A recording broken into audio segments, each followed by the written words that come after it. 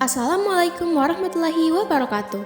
Halo teman-teman, kami kelompok 4 dari kelas 12 IPS 2 akan mempresentasikan hasil kerja kami tugas dari mata pelajaran Akidah Akhlak. Nah, materi yang akan kami jelaskan adalah saling bersaudara atau ukhuwah. Kelompok kami beranggotakan 8 orang yaitu Aan Firmansyah Basiru, Ikhwal Ibrahim, Wadania Pakaya, Realti Fadila Wongkar, Natania Akila Amlain, Salsabila Talibo, Dina Hunau, dan Ade Putri Amalia. Nah, simak baik-baik ya. Selamat menonton. Pengertian. Kata ukhuwah berasal dari kata akhum berarti saudara. Kata ukhuwah secara bahasa berarti persaudaraan. Secara istilah, ukhuwah adalah sikap terpuji di mana menumbuhkan perasaan kasih sayang, persaudaraan, kemuliaan, dan rasa saling percaya terhadap orang lain. Allah Subhanahu wa taala berfirman, "Innamal mu'minuna ikhwatun fa aslihu baina akhwaikum wattaqullaha la'allakum turhamun." Yang artinya, sesungguhnya orang-orang mukmin itu bersaudara. Karena itu, damaikanlah antara kedua saudaramu dan bertakwalah kepada Allah agar kamu mendapat rahmat. Quran Surat Al-Hujurat ayat 9. Persaudaraan senasab seperti pada ayat yang berbicara tentang kewarisan atau keharaman mengawini orang-orang tertentu. Lihat surah An-Nisa ayat 11. Yang kedua, persaudaraan sekeluarga yaitu persaudaraan yang dijalin oleh ikatan keluarga seperti doa Nabi Musa alaihissalam dalam Al-Quran. Lihat surah Taha ayat 29-30. Yang ketiga, persaudaraan sebangsa walau tidak seagama. Lihat surah Al-A'raf ayat 65. 4.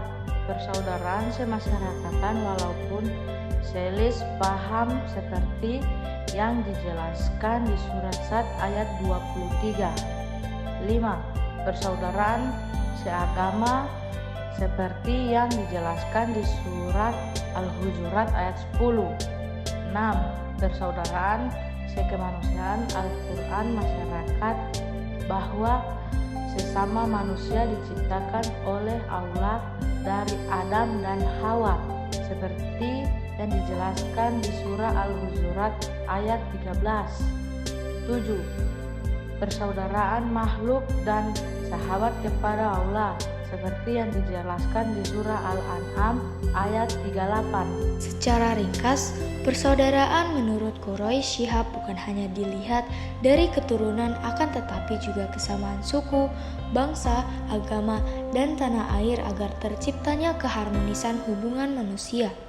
Beliau membagi ukhuwah dalam 4 macam, yaitu yang pertama, ukhuwah fi al-ubudiyah, persaudaraan kemakhlukan dan ketundukan kepada Allah. Semuanya adalah saudara karena merupakan ciptaan Allah. Yang kedua, ukhuwah fi al-insaniyah atau basyariyah, persaudaraan dari seluruh manusia karena berasal dari satu ayah dan ibu, yaitu Adam dan Hawa. Yang ketiga, ukhuwah fi an-nasab wa al-wataniyah, persaudaraan yang dijalin karena kesamaan dalam keturunan dan kebangsaan. Dan yang keempat, ukhuwah fi ad-din al-islamiyah, Persaudaraan yang dijalin karena persamaan agama Islam. Ukhuwah ini harus diorientasikan pada 8 prinsip pokok, yaitu yang pertama, akidah yang disimpulkan dalam kalimat syahadat. Yang kedua, toleransi dalam perbedaan. Yang ketiga, saling menolong antar sesama.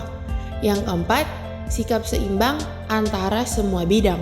Yang kelima, bersikap sederhana dan tidak memihak. Yang keenam, integritas dan konsolidasi di semua bidang. Yang ketujuh, memandang Islam sebagai rahmat seluruh alam. Yang kedelapan, membentuk masyarakat yang madani. Setelah teman-teman mengetahui sikap ukhuwah dalam Islam, sudah sepatutnya kita untuk bersikap ukhuwah dalam kehidupan sehari-hari. Sebagai contoh sikap ukhuwah dalam Islam, yaitu peristiwa ketika Rasulullah mempersaudarakan kaum muhajirin dan ansyar agar saling tolong-menolong antar saudara dan menjalin persatuan umat Islam serta menjadi pondasi dasar membangun negara. Adapun untuk mencapai nikmatnya persaudaraan baik sesama manusia, bangsa ataupun agama, ada beberapa proses terbentuknya persaudaraan ini. yaitu pertama, melaksanakan saling mengenal atau ta'aruf. Ta'aruf ialah usaha saling mengenal sesama manusia. Usaha ini merupakan wujud implementasi dari perintah Allah untuk saling mengenal. Usaha ini meliputi mengenali fisik, pemikiran, dan kejiwaan. Dengan usaha pengenalan 3 hal tersebut, persaudaraan akan terjalin lebih erat. Kedua, melakukan proses saling memahami atau tafahum. Tafahum ialah usaha saling memahami. Setelah saling mengenal, usaha saling memahami sangat dibutuhkan untuk melanggengkan persaudaraan. Dengan usaha inilah seseorang akan mengetahui dan menghargai kelebihan dan kekurangan orang lain. C. Bersikap saling tolong-menolong atau ta'awun. Ta'awun ialah sikap saling tolong-menolong. Sikap ini terjalin setelah proses pengenalan dan saling memahami. Sikap saling tolong-menolong haruslah dilakukan dalam kebaikan bukan keburukan sebagai implikasi dari perintah Allah tentang ta'awun. D. Bersatu atau ta'aluf. Ta'aluf adalah bersatunya seorang muslim dengan muslim lainnya. Usaha ini bisa diwujudkan dengan adanya kesamaan visi dan misi seperti konsisten untuk memajukan madrasah. E. Melaksanakan proses saling menjaga atau takaful. Takaful adalah sikap saling memberi keamanan, saling menjamin atau saling menjaga. Sikap ini terjalin setelah persaudaraan benar-benar erat dan kokoh. Nah, itu dia penjelasan materi dari kelompok kami. Kurang lebihnya mohon maaf. Terima kasih sudah menonton. Wassalamualaikum warahmatullahi wabarakatuh.